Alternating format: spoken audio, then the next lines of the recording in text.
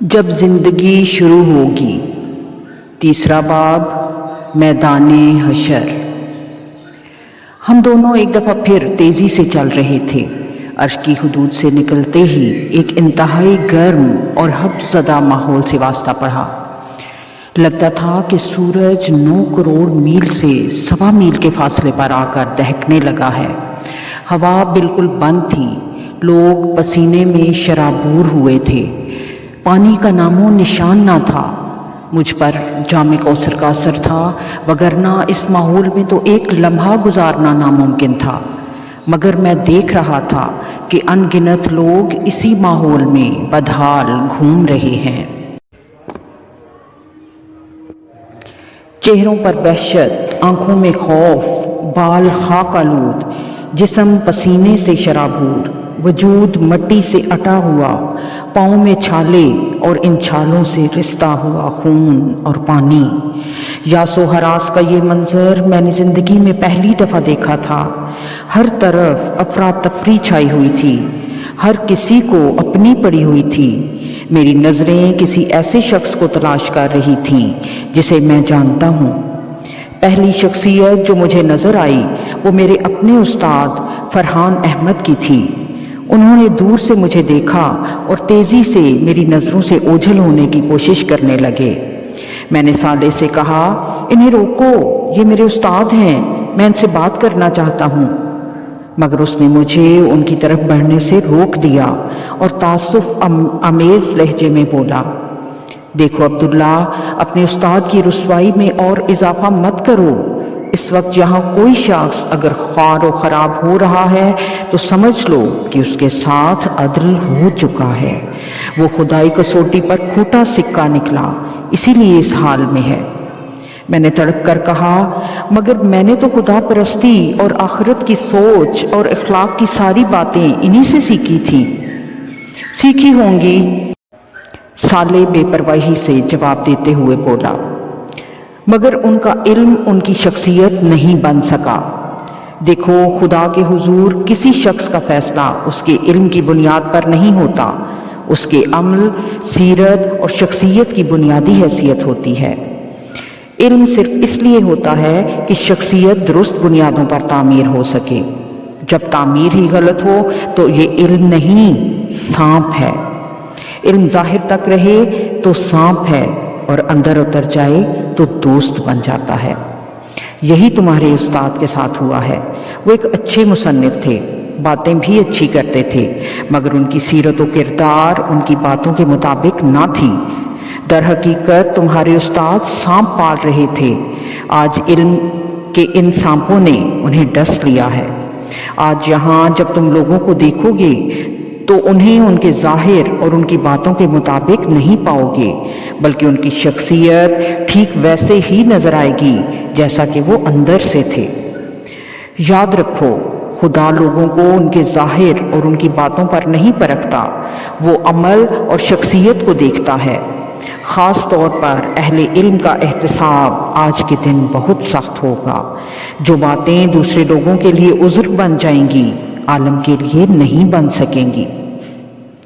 مگر انہوں نے تو بڑی قربانیاں دی تھیں، میں نے ہار نہ مانتے ہوئے کہا۔ ہاں، مگر ان کا بدلہ انہیں دنیا ہی میں مل گیا، صالح نے جواب دیتے ہوئے کہا۔ علم کی غلطیاں معاف ہو سکتی ہیں، مگر شخصیت اور عمل کی کمزوری آج کے دن اسی حال میں پہنچائے گی جس میں تمہارے استاد مبتلا ہوئے ہیں۔ خیر، ابھی تو یہ دن شروع ہوا ہے، دیکھو آخر تک کیا ہوتا ہے۔ میں صدمے کی حالت میں دیر تک گمسم کھڑا رہا۔ میں ایک یتیم شخص تھا جس کا کوئی رشتہ ناتا نہ تھا۔ میرے لیے جو کچھ تھے وہ میرے استاد تھے۔ انہوں نے میری سرپرستی کی، مجھے علم سکھایا، میری شادی کروائی اور زندگی میں ایک مقصد دیا۔ جو شخص میرے لیے باپ سے زیادہ مقدم تھا، اسے اس حال میں دیکھ کر مجھے ایک شوق لگا تھا۔ میں اس کیفیت میں اپنے ماحول سے قطعاً لا تعلق ہو گیا۔ میرے سامنے ان گنت لوگ بھاگتے، دوڑتے، گرتے، پڑتے چلے جا رہے تھے۔ فضا میں شعلوں کے دہکنے کی آواز کے ساتھ لوگوں کے چیخنے، چلانے، رونے، پیٹنے اور آہوزاری کرنے کی آوازیں گونج رہی تھیں۔ लोग एक दूसरे को बुरा भला कह रहे थे, गालियां दे रहे थे, लड़ झगड़ रहे थे, इल्जाम तराशी कर रहे थे, आपस में गुथम गुथा थे। कोई सर पकड़ के बैठा था, कोई मुंह पर खाक डाल रहा था, कोई चेहरा छुपा रहा था, कोई शर्मिंदगी उठा रहा था, कोई पत्थरों से सर टकरा रहा था, कोई सीना कुर्बी कर रहा था, कोई खुद को कोस रहा था, कोई अपने माँ बाप, बीवी बच्चों, दोस्तों और लीडरों को अपनी इस तबाही का जिम्मेदार ठहराकर उन पर बरस रहा था।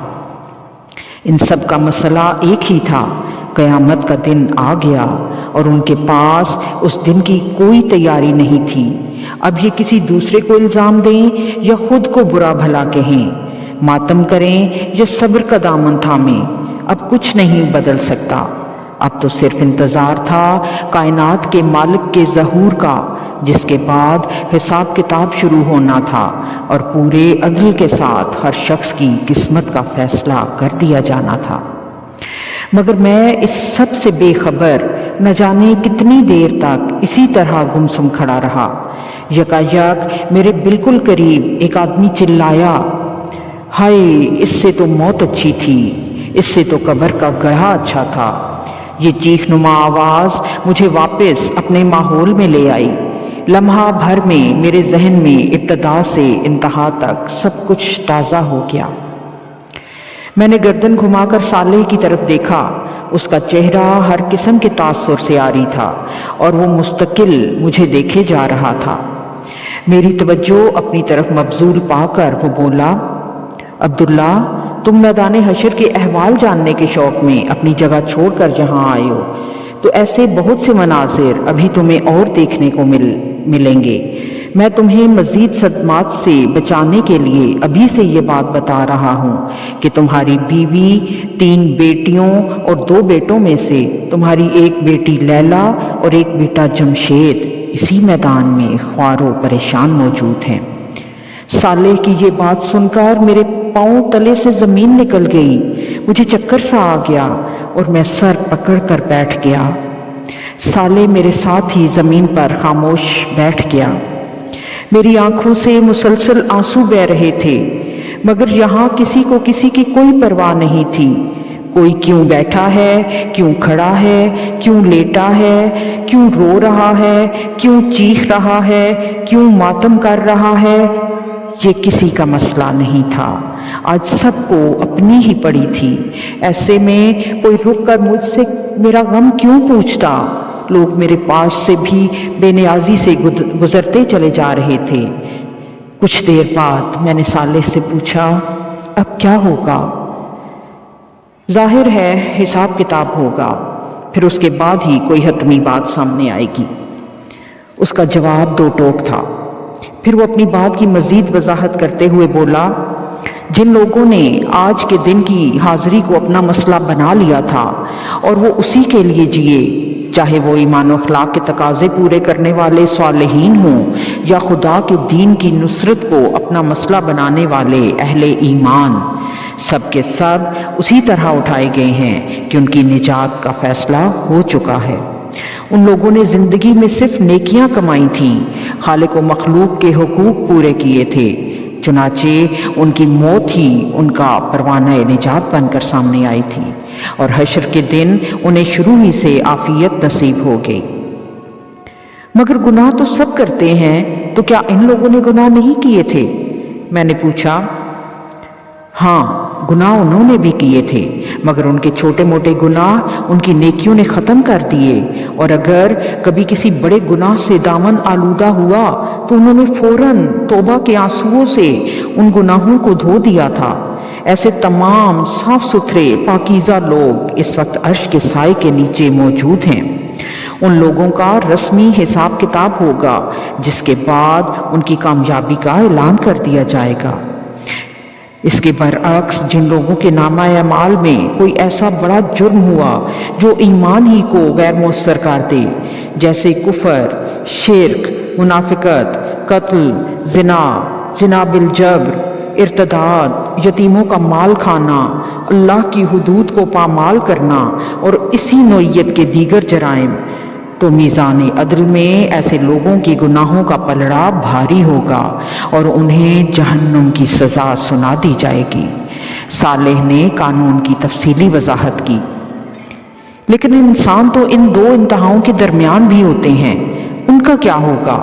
میں نے سوال کیا تو صالح نے جواب دیا، ہاں، ان دو انتہاؤں کے درمیان وہ لوگ ہیں جن کے پاس ایمان اور کچھ نہ کچھ عمل صالح کا سرمایہ بھی ہے، مگر وہ دنیا میں گناہ بھی کرتے رہے اور توبہ بھی نہیں کی۔ ایسے لوگوں کو اپنے گناہوں کی پاداش میں حشر کے دن کی سختی جھیلنی ہوگی، اس کے بعد نجات کا کوئی امکان پیدا ہوگا۔ آج جو لوگ میدان حشر میں پھنسے ہوئے ہیں وہ یا تو مجرمین ہیں جنہیں آخرکار جہنم میں پھینکا جائے گا، یا پھر وہ اہل ایمان ہیں جن کا دامن گناہوں سے داغدار ہے۔ سو جس کے گناہ جتنے زیادہ اور جتنے بڑے ہوں گے، آج کے دن اسے اتنا ہی خوار و خراب ہونا ہوگا۔ کم گناہ والوں کو حساب کتاب کے آغاز پر ہی نجات مل جائے گی، مگر جیسا کہ میں نے بتایا کہ دنیا کی زندگی کے سینکڑوں برس گزر چکے ہیں، ان لوگوں کو ابتدا میں نجات بھی ملی تو یہ حشر کی سختی دنیا کی 50 سالہ زندگی کے گناہوں کا نشہ حرم کرنے کے لیے بہت ہے، جبکہ جن کے گناہ زیادہ ہیں ان کو تو نہ جانے ابھی کتنے ہزار یا لاکھ سال اس سخت ترین ماحول کی شدت، سختی اور ہول جھیلنا ہوگا۔ صالح کی بات سن کر میں نے دل میں سوچا کہ دنیا میں گناہ کتنے معمولی لگا کرتے تھے، مگر آج یہ کس طرح مصیبت میں ڈھل گئے ہیں۔ کاش لوگ اپنے گناہوں کو چھوٹا نہ سمجھتے اور مستقل توبہ کو اپنا معمول بنا لیتے۔ وہ غیبت، چغلخوری، اسراف، نمود و نمائش، الزام و بہتان وغیرہ کو معمولی چیز نہ سمجھتے، خدا اور بندوں کے حقوق کی پامالی کو چھوٹا نہ خیال کرتے، اللہ کی نافرمانی سے بچتے اور رسول کریم صلی اللہ علیہ وآلہ وسلم کی پیروی کرتے، تو آج یہ دن نہ دیکھنا پڑتا جہاں ایک گناہ کی تھوڑی سی لذت سینکڑوں برس کی خواری میں بدل چکی ہے۔ پھر میں نے اس سے دریافت کیا، کیا اس وقت کسی کو یہ معلوم ہے کہ اس کی نجات ہوگی یا نہیں، اور ہوگی تو کس طرح ہوگی؟ صالح نے جواب دیا، یہی اصل مصیبت ہے، یہاں کسی کو نہیں معلوم کہ اس کا مستقبل کیا ہے، نجات کی کوئی امید ہے بھی یا نہیں، یہ کوئی نہیں جانتا سوائے اللہ تعالیٰ کے۔ اسی لیے رسول اللہ صلی اللہ علیہ وآلہ وسلم اور دیگر انبیاء مسلسل یہ دعا کر رہے تھے کہ حساب کتاب شروع ہو جائے، اس کے نتیجے میں اہل ایمان کو یہ فائدہ ہوگا کہ وہ مجرمین سے الگ ہو کر حساب کتاب کے بعد نجات پا جائیں گے۔ تم جانتے ہو آج کے دن انفرادی طور پر نہ کسی کے لیے زبان سے کوئی حرف نکالا جا سکتا ہے اور نہ اس کی کوئی گنجائش ہے، اور خوشی کی بات یہ ہے کہ رسول اللہ صلی اللہ علیہ وآلہ وسلم کی یہ دعا قبول ہو چکی ہے۔ یہ بات خلیفہ رسول ابو بکر صدیق نے تمہیں خود بتائی تھی، مگر ابھی تک تو حساب کتاب شروع ہوتا نظر نہیں آتا۔ میں نے حیرت سے پوچھا تو صالح بولا، دعا قبول ہوئی ہے، مگر اس پر عمل درآمد اللہ تعالیٰ اپنی حکمت و مصلحت کے تحت ہی کریں گے۔ ہو سکتا ہے کہ ابھی تک پوری دنیا سے لوگ قبروں سے نکلنے کے بعد یہاں پہنچے ہی نہ ہوں۔ کیا مطلب؟ لوگ اتنے برسوں میں بھی یہاں تک نہیں آئے؟ تمہارا کیا خیال ہے کہ آج لوگ ہوائی جہاز، ریلوں، بسوں اور موٹروں میں بیٹھ کر یہاں تک آئیں گے؟ آج سب پیدل دوڑتے آ رہے ہیں۔ اسرافیل کے سور نے لوگوں کو اسی سمت آنے کے لیے مجبور کر دیا تھا۔ آج سمندر پاٹ دیے گئے ہیں، پہاڑ ڈھا دیے گئے ہیں، اس لیے لوگ سیدھا یہاں آ رہے ہیں، مگر ظاہر ہے پیدل آتے ہوئے وقت تو لگے گا۔ البتہ صالحین کے ساتھ فرشتے تھے جو انہیں فوراً یہاں لے آئے۔ بہرحال جب تک حساب کتاب شروع نہیں ہوتا ہم یہاں موجود لوگوں کے احوال دیکھ لیتے ہیں۔ ویسے شاید تم اسی مقصد کے لیے یہاں آئے تھے۔ صالح نے یہ الفاظ کہے اور میرے جواب کا انتظار کیے بغیر میرا ہاتھ تھامے آگے بڑھنے لگا۔ اس وقت شدید گرمی سے چہرے تپ رہے تھے، ہر طرف گرد و غبار اڑ رہا تھا، لوگ گروہوں کی شکل میں اور تنہا ادھر سے ادھر پریشان گھوم رہے تھے۔ میری متلاشی نظریں اپنے کسی شناسا کو تلاش کر رہی تھیں، مگر کہیں کوئی شناسا صورت نظر نہیں آ رہی تھی۔ اچانک ایک طرف سے ایک لڑکی نمودار ہوئی اور قبل اس کے کہ میں اس کی شکل دیکھ پاتا وہ میرے قدموں پر گر کر بے بسی سے رونے لگی۔ میں نے قدرے پریشانی سے صالح کی سمت دیکھا۔ اس نے سپاٹ لہجے میں لڑکی سے کہا، کھڑی ہو جاؤ۔ اس کے لہجے میں نہ جانے کیا تھا کہ میری ریڑھ کی ہڈی میں سنسناہٹ ہونے لگی۔ لڑکی بھی سہم کر کھڑی ہو گئی۔ میں نے اس کا چہرہ دیکھا۔ یہ چہرہ خوف، اندیشے اور غم کے سایوں سے سیاہ پڑ چکا تھا۔ چہرے اور بالوں پر مٹی پڑی ہوئی تھی، پیاس کے مارے ہونٹوں پر پپڑیاں جمی ہوئی تھیں اور وحشت زدہ آنکھوں میں خوف و دہشت کا رنگ چھایا ہوا تھا۔ کرب کی ایک لہر میرے وجود کے اندر اتر گئی۔ میں نے اس چہرے کو جب پہلی بار دیکھا تھا تو بے ساختہ چشم بددور کہا تھا۔ میدہ شہاب گورا رنگ، کھڑا کھڑا ناک نقشہ، کتابی چہرہ، گلابی ہونٹ، نیلی آنکھیں اور گہرے سیاہ بال۔ خدا نے اس چہرے کو قدرتی حسن سے اس طرح نوازا تھا کہ زیب و زینت کی اسے حاجت نہ تھی، مگر آج یہ چہرہ بالکل بدل چکا تھا۔ ماضی کا جمال روز حشر کے حزن و ملال کی تہ میں کہیں دفن ہو چکا تھا۔ سراپا حسرت، سراپا وحشت، سراپا اذیت اور مجسم ندامت، یہ وجود کسی اور کا نہیں، میرے چہیتے بیٹے جمشید کی بیوی اور اپنی بڑی بہو ہما کا تھا، جو حسرت و یاس کی ایک زندہ تصویر بن کر میرے سامنے کھڑی تھی۔ ابو جی مجھے بچا لیجئے، میں بہت تکلیف میں ہوں، یہاں کا ماحول مجھے مار ڈالے گا۔ میں نے ساری زندگی کوئی تکلیف نہیں دیکھی، مگر لگتا ہے کہ اب میری زندگی میں کوئی آسانی نہیں آئے گی۔ اللہ کے واسطے مجھ پر رحم کیجئے، آپ اللہ کے بہت محبوب بندے ہیں، مجھے بچا لیجئے۔ یہ کہتے ہوئے ہما ہچکیاں لے کر رونے لگی۔ جمشید کہاں ہے؟ میں نے ڈوبے ہوئے لہجے میں دریافت کیا۔ وہ یہیں تھے، وہ بھی آپ کو ڈھونڈ رہے ہیں، مگر یہ اتنی بڑی جگہ ہے اور اتنے سارے لوگ ہیں کہ کسی کو ڈھونڈنا ناممکن ہے۔ ان کا حال بھی بہت برا ہے، وہ مجھ سے بہت ناراض تھے۔ انہوں نے ملتے ہی مجھے تھپڑ مار کر کہا تھا کہ تمہاری وجہ سے میں برباد ہو گیا۔ ابو میں بہت بری ہوں، میں خود بھی تباہ ہو گئی اور اپنے خاندان کو بھی برباد کر دیا۔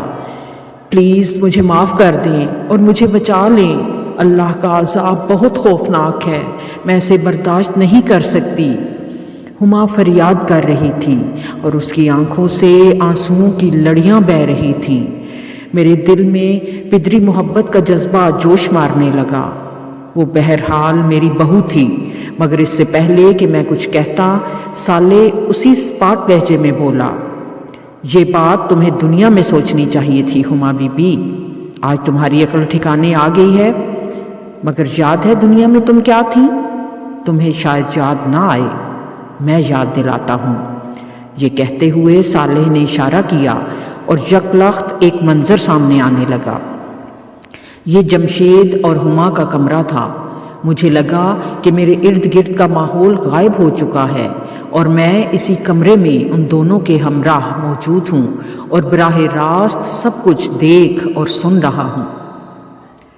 جمشید، میں اب اس ملک میں نہیں رہ سکتی، اب ہمیں کسی ویسٹرن کنٹری میں شفٹ ہو جانا چاہیے۔ ڈریسنگ ٹیبل کے سامنے بیٹھی ہما نے اپنے کٹے ہوئے بالوں کو برش کرتے ہوئے کہا۔ جمشید بیڈ پر لیٹا ٹی وی دیکھ رہا تھا، اس نے کوئی جواب نہیں دیا۔ تم نے سنا جمشید میں نے کیا کہا؟ یس، میں نے سن لیا، لیکن میرا پورا خاندان یہاں ہے، میں انہیں چھوڑ کر کیسے جاؤں؟ بالکل ویسے ہی جیسے تم ان کا گھر چھوڑ کر میرے ساتھ الگ ہو چکے ہو۔ یہاں کی بات اور ہے، میں ہفتے میں ایک دفعہ جا کر ان سے مل تو لیتا ہوں، دوسرا یہ کہ فورن ٹرپ تو ہم ہر سال ہی کر لیتے ہیں، پھر ہمیں باہر شفٹ ہونے کی کیا ضرورت؟ نہیں، اب بچے بڑے ہو رہے ہیں، میں چاہتی ہوں کہ ان کی پرورش باہر ہی ہو۔ لیکن میں یہ چاہتا ہوں کہ میرے بچے میرے ماں باپ کی صحبت کا فائدہ اٹھائیں۔ میں تو اپنے ماں باپ کی نیکی کا کوئی حصہ نہیں پا سکا، لیکن کم از کم میری اولاد تو نیک ہو۔ انہی کی صحبت سے تو میں اپنی اولاد کو بچانا چاہتی ہوں۔ میرے ایک بچے کو بھی اپنے ددحال کی ہوا لگ گئی تو ان کی زندگی خراب ہو جائے گی۔ اس کے ساتھ ہی فون کی گھنٹی بجی۔ جمشید نے فون اٹھایا۔ دوسری طرف سے کچھ کہا گیا۔ جمشید نے اچھا کہہ کر ریسیور نیچے رکھا اور ہما کو مخاطب کر کے کہا، تمہارے پاپا ہمیں نیچے بلا رہے ہیں۔ پھر ہما کی بات کا جواب دیتے ہوئے بولا، تم آخر میرے ماں باپ کے بارے میں اتنی نیگیٹو کیوں ہو؟ انہوں نے میری خوشی کی خاطر تمہیں بہو کے طور پر قبول کیا، حالانکہ تمہارے انداز و اطوار انہیں بالکل پسند نہ تھے۔ تم مجھے لے کر الگ ہو گئی، تب بھی انہوں نے برا نہیں مانا۔ بس رہنے دو، ہما تنک کر بولی۔ انہیں میرے انداز و اطوار ناپسند تھے، مگر تم میرے عشق میں دیوانے ہو رہے تھے، اس لیے انہوں نے مجبوراً تمہیں مجھ سے شادی کی اجازت دی۔ تم ان سے الگ ہو کر یہاں زیادہ اچھی زندگی گزار رہے ہو، پاپا کے بزنس میں شریک ہو، کروڑوں میں کھیلتے ہو۔ جمشید، مجھ سے شادی کر کے تم سراسر فائدے میں رہے ہو، تم نے کوئی نقصان نہیں اٹھایا۔ پتہ نہیں کیوں تمہاری باتیں سن کر کبھی کبھی ابو کی یاد آ جاتی ہے کہ نفع نقصان کا فیصلہ آخرت کے دن ہوگا۔ یار یہ فضول مذہبی باتیں ختم کرو، مجھے ان سے چڑ آتی ہے۔ کوئی قیامت وغیرہ نہیں آنی، لاکھوں برس سے دنیا کا سسٹم ایسے ہی چل رہا ہے۔ ویسے فار یور کائنڈ انفارمیشن، میرے پاپا نے اپنے پیر صاحب سے یہ گارنٹی لے رکھی ہے کہ قیامت میں وہ انہیں بخشوا دیں گے۔ ان کو بہت پیسہ دیتے ہیں میرے پاپا۔ ہاں، ہم جس طرح ناجائز منافع خوری، قانون کی خلاف ورزی اور دیگر حرام ذرائع سے پیسہ کماتے ہیں، اس کو کہیں تو پاک کرنا ہوگا۔ مجھے سب معلوم ہے، تمہارے پاپا اور چودھری مختار صاحب کئی بزنس میں پارٹنرز ہیں اور 2 نمبر کے ہتھ کنڈوں سے پیسہ کماتے ہیں۔ اچھا، اتنا ہی حلال حرام کا خیال ہے تو چھوڑ دو پاپا کا بزنس تو چھوڑ دوں، مگر تمہیں کیسے چھوڑوں؟ مجھے معلوم ہے کہ اس کے بعد جاب کرنے سے نہ تمہارے خرچے پورے ہوں گے اور نہ میں تمہارا لیونگ سٹینڈرڈ مینٹین کر سکوں گا۔ تمہارے عشق نے مجھے کہیں کا نہ چھوڑا، وگرنہ میں جس خاندان سے ہوں وہاں حلال اور حرام ہی سب کچھ ہے۔ اسی لیے اتنی مڈل کلاس زندگی گزار رہے ہیں وہ لوگ۔ اچھا ہوا تم میرے ساتھ آ گئے، وگرنہ اپنے بھائیوں کی طرح وہی موٹر سائیکل پر گھومتے یا 800 سی سی گاڑی چلاتے اور کسی فلیٹ میں سڑی ہوئی زندگی گزار کر مر جاتے۔ زندگی اچھی گزاریں یا بری، مرنا تو ہمیں ہے، پتہ نہیں آخرت میں ہمارے ساتھ کیا ہوگا۔ بے فکر رہو، کچھ نہیں ہوگا، وہاں بھی ہم ٹھاٹھ سے رہیں گے۔ میرے پاپا کے پیر صاحب کے سامنے تو تمہارے اللہ میاں بھی کچھ نہیں بول سکتے۔ کلمہ کفر تو مت بکو، اور اللہ میرا کہاں رہا ہے؟ جب میں اللہ کا نہیں رہا تو وہ میرا کیسے رہے گا؟ یہ جملہ کہتے ہوئے جمشید کا لہجہ بھرا گیا اور اس کی آنکھوں میں نمی آ گئی، مگر ہما اس کے بہتے ہوئے آنسوؤں کو نہ دیکھ سکی۔ اس کا سارا دھیان آئینے کی طرف تھا۔ اب وہ اپنے میک اپ سے فارغ ہو چکی تھی، اس لیے ڈریسنگ ٹیبل کے سامنے سے اٹھتے ہوئے بولی، اچھا چھوڑو یہ فضول باتیں، نیچے چلو، پاپا انتظار کر رہے ہوں گے۔ صالح نے دوبارہ اشارہ کیا اور منظر ختم ہو گیا، لیکن ساتھ ہی ہما کی ہر امید کو بھی ختم کر دیا۔ صالح نے اسی سفاک اور قاتل لہجے میں سختی کے ساتھ کہا، تم نے دیکھا، تمہاری زبان سے نکلا ہوا ایک ایک لفظ ریکارڈ کر لیا گیا ہے۔ تو جاؤ ہما بی بی، اپنے پیر صاحب کو ڈھونڈو جو تمہیں بخشوا سکتے ہیں اور جن کے سامنے اللہ تعالیٰ بھی۔ صالح نے جملہ تو ادھورا چھوڑ دیا، مگر ہما کے الفاظ دہراتے وقت اس کے لہجے میں جو غضب آ گیا تھا اس سے میں خود دہل کر رہ گیا۔ ہما بھی بری طرح خوفزدہ ہو گئی۔ اس سے پہلے کہ صالح کچھ اور کہتا، وہ روتی چیختی ہوئی وہاں سے بھاگ گئی۔ اس منظر میں جمشید کو دیکھ کر میری حالت بھی ڈاواں ڈول ہو چکی تھی۔ ظاہر ہے جبکہ ہما کی طرح وہ بھی اس سختیوں بھرے میدان میں پریشان حال پھر رہا ہوگا۔ میں سوچ رہا تھا کہ جمشید اسی حال میں میرے سامنے آ گیا تو میں کیا کروں گا۔ میں اسی سوچ میں غلطاں تھا کہ صالح نے میری کمر تھپتھپا کر کہا، آؤ چلتے ہیں۔ نہ جانے اس تھپکی میں کیا بات تھی کہ میں نے محسوس کیا کہ میرے اوپر طاری ہونے والی پریشانی کی کیفیت بہت ہلکی ہو گئی ہے۔ میں قدرے بشاشت سے اس کے ساتھ چلنے لگا۔ ارد گرد پھر وہی پریشان اور وحشت زدہ لوگوں کی ہلچل تھی۔ ہم کچھ ہی دور آگے چلے تھے کہ سامنے سے چوہدری مختار صاحب آتے نظر آئے۔ انہوں نے شاید مجھے دیکھ لیا تھا اور میری ہی طرف آ رہے تھے۔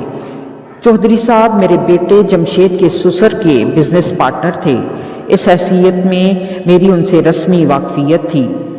میرے قریب آتے ہی انہوں نے مجھ سے گلے ملنے کی کوشش کی، جسے صالح نے ہاتھ آگے بڑھا کر یہ کہتے ہوئے ناکام بنا دیا، دور رہ کر بات کرو۔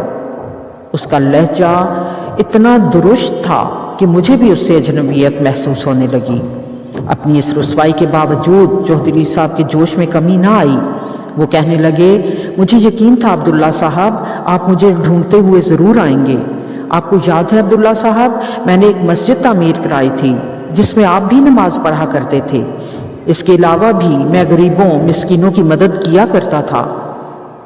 مجھے یاد ہے چوہدری صاحب، میں نے دھیرے سے انہیں جواب دیا۔ بس تو اب آپ میری سفارش کر دیجئے۔ میں بہت دیر سے پریشان گھوم رہا ہوں، یہاں تو جس کو دیکھو اپنی ہی پڑی ہے، نہ کوئی کچھ بتاتا ہے نہ سیدھے منہ بات کرتا ہے۔ یہ آخری بات کہتے ہوئے انہوں نے بے اختیار صالح کی طرف دیکھا۔ میں نے بھی گردن گھما کر صالح کی طرف دیکھا۔ اس نے لمحہ بھر کے لیے مجھے دیکھا اور پھر چوہدری صاحب کے چہرے پر نظریں گاڑتے ہوئے بولا، آپ نے مسجد ضرور بنوائی تھی، مگر اللہ تعالیٰ کے لیے نہیں بلکہ اپنی نیک نامی کے لیے۔ جب پیسے اللہ کو دیے جاتے ہیں تو گردن جھکی ہوتی ہے، ہاتھ بندھے ہوتے ہیں، لہجہ پست ہوتا ہے اور دل میں عاجزی اور خوف ہوتا ہے، مگر آپ کے معاملے میں ایسا نہیں تھا۔ آپ اپنا نام چاہتے تھے، سو دنیا میں نام ہو گیا۔ اب تو آپ کو حساب دینا ہوگا کہ یہ پیسہ کمایا کس طرح تھا۔ اور ہاں، اچھے کاموں پر تو آپ کبھی کبھار ہی پیسے خرچ کیا کرتے تھے۔ یہ کیوں نہیں بتاتے کہ ملک کی ایک مشہور اداکارہ کا قرب خریدنے کے لیے آپ نے کروڑوں روپے خرچ کیے تھے؟ آپ کے کھاتے میں زنا کا گناہ ہے، ایک دفعہ کا نہیں، بار بار کا گناہ، الگ الگ عورتوں کے ساتھ زنا کا گناہ۔ ملک کی مشہور اداکاراؤں اور فیشن ماڈلز کے ساتھ آپ کے تعلقات تھے۔ خرچ کو تو چھوڑیے، آپ کی تو آمدنی میں بھی رزق حرام کی وافر ملاوٹ تھی۔ آپ ملاوٹ کرتے تھے، ذخیرہ اندوزی کرتے تھے، لوگوں کو حد سے زیادہ منافع لے کر چیزیں فروخت کرتے تھے۔ بجلی چوری، دھوکہ دہی، ملازمین کے حق میں ڈنڈی مارنا، یہ آپ کے کاروبار کے بنیادی اصول تھے۔ اپنی ترقی کی انتہا پر پہنچ کر آپ نے ایک میڈیا گروپ بنا لیا تھا، جس کے ایک ٹی وی چینل پر آپ لوگوں کو خوش کرنے والے مذہبی پروگرام دکھاتے اور دوسرے پر آرٹ اور انٹرٹینمنٹ کے نام پر معاشرے میں حیا باختہ رویے عام کرتے تھے۔ آپ جانتے تھے کہ دنیا میں کامیابی کا راز لوگوں کو خوش کرنا ہے۔ کاش آپ یہ جان لیتے کہ دنیا اور آخرت میں کامیابی کا راز لوگوں کو نہیں، خدا کو خوش کرنا ہے۔ صالح بے تکان بول رہا تھا اور الفاظ اس کی زبان سے تیر بن کر نکل رہے تھے۔ ان کا سامنا کرنا چوہدری صاحب کے لیے ممکن نہ تھا، مگر ان کے لیے کوئی جائے فرار نہ تھی۔ وہ گردن جھکائے سنتے رہے۔ صالح کے لب و لہجے کی سختی نے چوہدری صاحب کے چہرے پر تاریکی پھیلا دی تھی، مگر اس نے اسی پر بس نہیں کیا اور کہنے لگا، ذرا پیچھے دیکھیے چوہدری صاحب، آپ کے پیچھے آپ کی محبوبہ بھی کھڑی ہے۔ چوہدری صاحب گھبرا کر پیچھے پلٹے۔ میں نے بھی نظر اٹھا کر چوہدری صاحب کے پیچھے دیکھا۔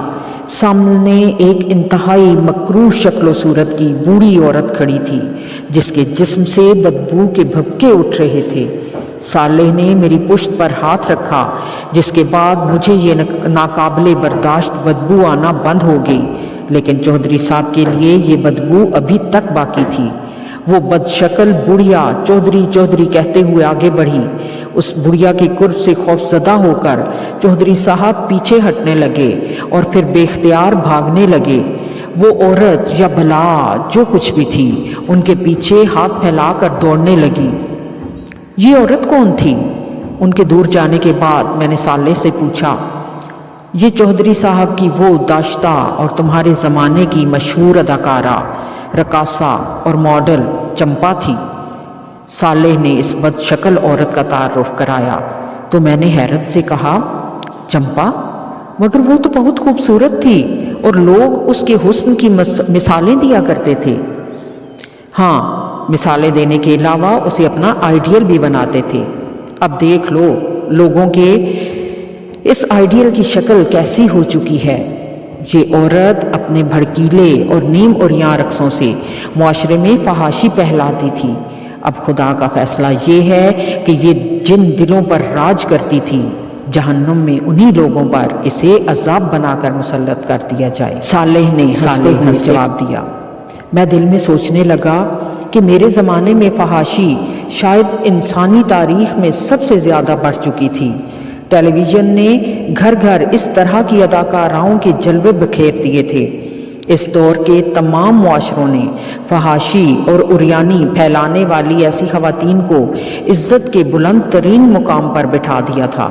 فلمی اداکاروں اور ٹی وی چینلز کے مالکان کے نزدیک وہ عورتیں مال کمانے کا سب سے سستا اور آسان ذریعہ تھیں، جن کے فحش رقصوں، دلربا اداؤں اور کم لباسی کو بیچ کر یہ لوگ اپنی دولت میں اضافہ کیا کرتے تھے۔ نوجوان ان کے دیوانے تھے اور اپنی ہونے والی بیویوں میں ان کی صورتیں اور نخرے تلاش کرتے تھے۔ لڑکیاں انہی کے انداز و لباس کی کاپی کر کے خود کو سنوارا کرتی تھیں۔ انہی کی وجہ سے شریف مگر عام شکل و صورت والی کتنی ہی لڑکیاں معاشرے میں بے وقت ہو گئی تھیں۔ ان میں سے کتنی تھیں جو اپنے آنگن میں بہاروں کی راہ تکتے تکتے سفید بالوں کی خزاں رت تک جا پہنچتیں، اور کتنی تھیں جو معاشرے کی ناقدری کے داغ کو اپنی شرافت کی چادر میں چھپائے دنیا سے رخصت ہو جاتی تھیں۔ میرے چہرے پر دکھ کے آثار واضح تھے۔ یہ آثار صالح نے پڑھ لیے تھے۔ وہ میرا ہاتھ تھامے خاموشی سے ایک طرف بڑھنے لگا، پھر کچھ دیر بعد ایک جگہ ٹھہر کر بولا، خدا نے تمہارے دکھوں کو دور کرنے کا ایک انتظام کیا ہے، مگر بہتر ہوگا اسے دیکھنے سے قبل گزری ہوئی دنیا کا یہ منظر بھی دیکھ لو۔ اس کی زبان سے یہ الفاظ نکلے ہی تھے کہ میرے سامنے ایک منظر فلم سکرین کی طرح چلنے لگا۔ مجھے لگا کہ میں اس منظر کا ایک حصہ ہوں اور بیان ہوئے بغیر بھی ہر حقیقت سمجھ رہا ہوں۔ صبح کی روشنی کھڑکی پر پڑے پردوں کو خاطر میں نہ لاتے ہوئے کمرے کے اندر داخل ہونے لگی تھی۔ کالج جانے کا وقت ہو رہا تھا، مگر شائستہ کی ہمت نہیں ہو رہی تھی کہ اس سردی میں بستر سے نکلے اور کالج جانے کی تیاری کرے۔ وہ عام طور پر فجر کی نماز پڑھ کر کچھ دیر مطالعہ کرتی تھی اور پھر کالج کی تیاری، مگر آج وہ نماز پڑھ کر دوبارہ بستر میں لیٹ گئی تھی۔ کل رات ہی سے اس کی طبیعت ناساز تھی۔ نہیں، مجھے کالج جانا ہوگا ورنہ اسٹوڈنٹس کا بہت نقصان ہوگا، اور پھر امی ابو کے لیے ناشتہ بھی تو بنانا ہے، اس نے دل میں سوچا اور ہمت کر کے بستر سے اٹھ گئی۔ دھیرے سے چلتے ہوئے وہ برابر والے کمرے کی طرف گئی جو اس کے والدین کا تھا۔ اس نے آہستہ سے دروازہ کھول کر دیکھا، وہ دونوں گہری نیند سو رہے تھے۔ اس کے چہرے پر ایک اطمینان بخش مسکراہٹ آ گئی۔ شائستہ نے اپنی ساری زندگی اپنے گھرانے کے نام کر دی تھی۔ اس کے والد اس کے بچپن ہی میں معذور ہو گئے تھے۔ وہ 3 بہنوں میں سب سے بڑی تھی۔ والدہ نے سلائی کر کے بمشکل تمام انہیں پڑھایا تھا۔ تعلیم مکمل کر کے اس نے پہلے اسکول اور پھر ایک پرائیویٹ کالج میں پڑھانا شروع کر دیا۔ وہ اس کے خواب دیکھنے کے دن تھے۔ وہ بہت خوبصورت تو نہیں تھی، لیکن نوجوانی خود ایک حسن ہوتی ہے، مگر اس کی زندگی میں نوجوانی کا مفہوم بس ایک ذمہ داری تھا جس میں خوابوں اور خواہشوں کی کوئی گنجائش نہ تھی۔ گھر کا خرچہ، والد کا علاج، مکان کا کرایہ اور چھوٹی بہنوں کی تعلیم۔ دونوں چھوٹی بہنیں خوش شکل تھیں، بڑی ہوئیں تو آنے والے ہر رشتے کا رخ انہی کی طرف تھا۔ شائستہ راہ کی دیوار نہیں بنی اور خوشی خوشی بہنوں کو ان کے گھر آباد کر دیا۔ یہ ذمہ داریاں پوری کرتے کرتے اس کی جوانی ڈھلتی چلی گئی اور اب وہ اپنے بوڑھے والدین کا بوجھ اٹھانے کے لیے تنہا رہ گئی تھی۔ ان حالات میں اس کا سہارا اللہ کی ذات تھی۔ اسے خدا سے بہت شدید محبت تھی، اتنی محبت کہ زندگی کی کسی محرومی نے اس کے اندر تلخی نہیں آنے دی۔ وہ نماز روزے کی پابند تو بچپن سے ہی تھی، مگر خدا کی محبت کی یہ مٹھاس اسے اس کے روحانی استاد عبداللہ صاحب کی کتابیں پڑھ کر ملی تھی، اور اب یہ اس کی زندگی کا مشن تھا کہ وہ خدا کی بندگی اور محبت کی یہ مٹھاس اپنے نوجوان طلبہ تک منتقل کرے۔ وہ ایک بہترین استاد تھی اور اس کے طلبہ اس کی بہت عزت کرتے تھے، اسی لیے وہ اس کی باتیں ہمیشہ توجہ سے سنتے اور شائستہ شوق سے انہیں پڑھاتی تھی۔ مگر آج نہ جانے کیوں اس کا دل بہت اداس تھا۔ شاید طبیعت کی خرابی کا اثر تھا کہ وہ ڈپریشن کی کیفیت میں تھی۔ ناشتے سے فارغ ہو کر وہ آئینے کے سامنے کھڑی کالج جانے کے لیے تیار ہو رہی تھی۔ اس نے اپنے چہرے کو غور سے دیکھا۔ ڈھلتی جوانی کے سارے اثرات اب ظاہر ہو رہے تھے۔ وہ ایک کرب کے ساتھ مسکرائی اور خود کو مخاطب کر کے دھیرے سے بڑبڑائی، شائستہ تم ہار گئیں، تمہارے حصے میں تنہائیوں کے سوا کچھ نہیں آیا۔ یہ کہتے ہوئے اس کی آنکھیں بند ہو گئیں۔ شاید یہ اس کا اعتراف شکست تھا، مگر اسی لمحے استاد عبداللہ کی ایک بات اس کے کانوں میں گونجنے لگی، جو خدا سے سودا کرتا ہے وہ کبھی نقصان نہیں اٹھاتا۔ ایک مسکراہٹ کے ساتھ اس نے آنکھیں کھولی اور ٹھہرے ہوئے لہجے میں بولی، دیکھتے ہیں، دیکھ لیں گے، اب وقت ہی کتنا بچا ہے۔ منظر ختم ہو گیا۔ میں نے صالح کی سمت دیکھ کر کہا، میں تو اس لڑکی کو نہیں جانتا۔ اب جان لو گے، ویسے تم جو کچھ لکھتے تھے وہ بہت دور تک جاتا تھا، صالح نے جواب دیا اور ساتھ ہی میرا ہاتھ تھامے ایک سمت چلنے لگا۔ تھوڑی دیر بعد ہم ایک ایسی جگہ پہنچے جہاں ویسے ہی سخت گیر فرشتے نظر آئے جیسے عرش کی سمت عام لوگوں کو بڑھنے سے روکنے کے لیے کھڑے تھے، مگر صالح کو دیکھ کر انہوں نے ہمارا راستہ چھوڑ دیا۔ ذرا دور چل کر ہمارے سامنے ایک دروازہ آ گیا۔ صالح نے دروازہ کھولا اور میرا ہاتھ تھامے اندر داخل ہوا۔ یہ دروازہ ایک دوسری دنیا کا دروازہ تھا، کیونکہ اس کی دوسری طرف حشر کے پریشان کن ماحول کے برعکس منظر پھیلا ہوا تھا۔ میں بے اختیار بولا، صالح ہم واپس نبیوں کے کیمپوں کی طرف تو نہیں آ گئے؟ اس نے مسکرا کر کہا، ہاں، تمہارا دکھ تو یہیں آ کر دور ہو سکتا ہے۔ ہم چلتے ہوئے ایک شاندار خیمے کے قریب پہنچے۔ اس کے دروازے پر ایک انتہائی باوقار اور پر نور چہرے والے ایک صاحب کھڑے تھے۔ یہ میرے لیے بالکل اجنبی تھے۔ قریب پہنچ کر صالح نے ان سے میرا تعارف کروایا۔ یہ عبداللہ ہیں، محمد رسول اللہ صلی اللہ علیہ وآلہ وسلم کی امت کے آخری دور کے امتی، اور آپ نحور ہیں، یرمیہ نبی کے انتہائی قریبی ساتھی۔ نحور آپ انہی سے ملنا چاہ رہے تھے نا؟ یہ ایک عظیم پیغمبر کے صحابی کا مجھ سے تعارف بھی تھا اور یہ وضاحت بھی کہ میں یہاں کیوں موجود ہوں۔ میں نے نحور سے مصافحہ کے لیے ہاتھ بڑھایا، لیکن انہوں نے پرجوش انداز میں مجھے اپنے گلے سے لگا لیا۔ میں نے اسی حال میں ان سے کہا، یرمیہ نبی سے ملاقات کا شرف تو مجھے ابھی تک حاصل نہیں ہوا، لیکن آپ سے ملنا بھی کسی اعزاز سے کم نہیں ہے۔ یرمیہ نبی کے حالات اور زندگی میں میرے لیے ہمیشہ بڑی رہنمائی رہی، مجھے ان سے ملنے کا بہت اشتیاق ہے۔ یہ کہتے ہوئے میرے ذہن میں بنی اسرائیل کے اس عظیم پیغمبر کی زندگی گھوم رہی تھی۔ 6 صدی قبل مسیح میں بنی اسرائیل بدترین اخلاقی انحراف کا شکار تھے، اور اسی بنا پر اپنے زمانے کی سپر پاور عراق کے حکمران بخت نصر کے ہاتھوں سیاسی مغلوبیت کے خدائی عذاب میں مبتلا ہو چکے تھے، مگر ان کے لیڈروں نے قوم کی اصلاح کرنے کی بجائے ان کے ہاں سیاسی غلبے کی سوچ عام کر دی۔ यरमिया नबी ने बनी इसराइल को उनकी अखलाकी और ईमानी गुमराहियों पर मुतनब्बे किया और उन्हें समझाया कि वक्त की सुपर पावर से टकराने की बजाय अपनी इस्लाह करें, मगर उनकी कौम ने अपनी इस्लाह करने की बजाय उन्हें कुएं में उल्टा लटका दिया और फिर बख्त नसर के खिलाफ बगावत कर दी। उसके बाद बख्त नसर अज़ाब इलाही बनकर नाजिल हुआ और उसने यरूशलेम यानी बैतुल मुक़द्दस की ईंट से ईंट बजा दी। 6 लाख यहूदी कत्ल हुए और 6 लाख को वो गुलाम बनाकर अपने साथ ले गया। मैं इसी सोच में था कि नहूर ने मेरी बात का जवाब देते हुए कहा, इंशाअल्लाह उनसे भी जल्द मुलाकात हो जाएगी, मगर सरेदस्त तो मैं आपको किसी और से मिलवाना चाहता हूँ। ये कहते हुए वो मुझसे अलग हुए और खैमे की तरफ रुख करके किसी को आवाज़ दी, ज़रा बाहर आना, देखो तो तुमसे कौन मिलने आया है। नहूर की आवाज़ के साथ ही एक लड़की खैमे से निकलकर उनके बराबर आकर खड़ी हुई थी। ये लड़की अपने हुलिये से कोई शहजादी और शक्ल सूरत में परिस्तान की कोई परी लग रही थी। उस लड़की ने गर्दन झुकाकर मुझे सलाम किया और मुझे मुखातिब करके कहा, आप मुझे नहीं जानते, मगर मेरे लिए आप मेरे उस्ताद हैं और इस रिश्ते से मैं आपकी रूहानी औलाद हूँ। मेरा नाम शाइस्ता है।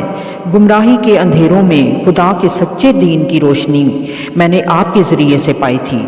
खुदा से मेरा तारुफ आपने कराया था। खुदा के साथ इंसान का असल ताल्लुक़ क्या होना चाहिए, ये मैंने आपसे ही सीखा था।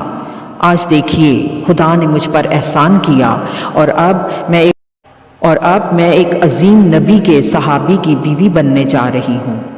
थोड़ी देर कबल सालेह ने उसी लड़की को मुझे दिखाया था, मगर अब उसकी हालत में जो इनकलाब आ चुका था उसे देखकर मैं दंग रह गया।